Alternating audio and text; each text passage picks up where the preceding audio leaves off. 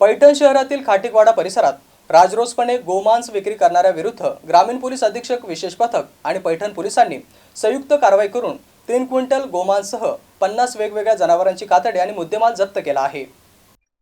पैठण शहरातील नेहरू चौक भागातील खाटीकवाडा येथे अवैधरित्या गोमांस राजरोसपणे विक्री करण्यात येत असल्याची माहिती ग्रामीण पोलीस अधीक्षक मनीष कलवानिया यांच्या पथकाला मिळाल्याने आज पहाटे 5 वाजेच्या दरम्यान विशेष पथक आणि पैठण पोलीस मांस विक्री आणि कापीत असलेल्या ठिकाणी अचानक संयुक्त छापा मारला। यावेळी पोलीस कारवाई झाल्यामुळे सराईत गोमांस विक्री करणाऱ्यांमध्ये एकच खळबळ उडाली। पोलीस पथकाने ठिकठिकाणी झाडाझडती घेतली आणि यावेळी कत्तल केलेली 3 क्विंटल गोमांस आणि 50 वेगवेगळ्या जनावरांचे कातडे आढळून आले। या प्रकरणी 3 जणांविरुद्ध पोलीस ठाण्यात गुन्हा दाखल करण्यात आला आहे। संबंधित गोमांस कायदेशीर विल्हेवाट लावण्यासाठी नगर परिषद मुख्य कार्यकारी संतोष आगळे आणि स्वच्छता कर्मचारी पोलिसांना उपलब्ध करून दिली असून ही कारवाई विशेष पोलीस अधीक्षक पथकाचे सहाय्यक पोलीस निरीक्षक Sudam Shirsat, police head constable Vishnu Gaikwad, Navnath Kolhe police Naik Ganesh Sonawane, Dhapse Paithan police निरीक्षक संजय देशमुख, सहाय्यक पोलीस नाईक भाऊसाहेब वैद्य, राजेंद्र जिवडे, भराटे चव्हाण तांबे यांनी केली आहे। गौतम बनकर, एमसी न्यूज, पैठण।